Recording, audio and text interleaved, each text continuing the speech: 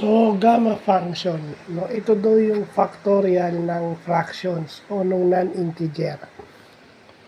So, ito yung may pagano na sign, yung parang L na pabaliktad. So, yun yung ibig sabihin ng gamma function. Pero meron daw itong integral function, pero saka na natin yung, unahin muna natin yung madali. So, yung 1/2 is equal to square root of pi daw. So, kinuha natin dito yung pinakamadali, yung i-evaluate yung integer, no? Yung recursive, tsaka yung recursive function.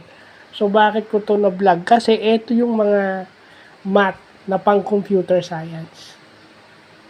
Di ba? Ito yung math na na in line with computer science. Comsci graduate tayo eh. Hindi natin pwedeng takasan yan. Well, you know,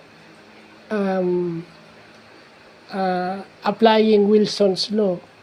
So, ito raw yung magdadala ng financial success sa atin kung alam natin itong mga bagay na to.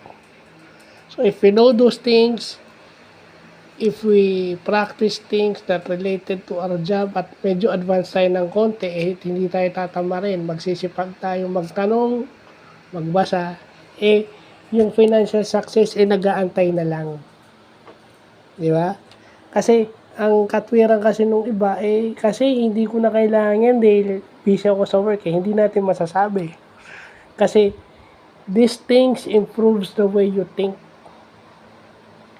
Kumbaga, pag alam mo itong mga ganitong bagay, your reaction is quick. So, maiintindihan mo, hindi lang ikaw, pati bumasa ng isip ng ibang tao, so maiintindihan mo rin yung ibang tao kasi mas malawak na yung pangunawa mo. Kasi yung iba, nakikita lang nila yung kanila, hindi nila nakikita yung pinanggagalingan ng iba. So, ano nangyayari? Nagsasabong kayo. Dahil sa mga ideas nyo sumasabog kasi hindi nyo naiintindihan kung saan nanggagaling yung kasama nyo.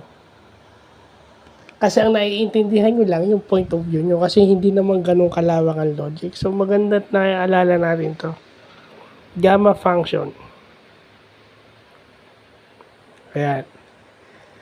So, yun lang po.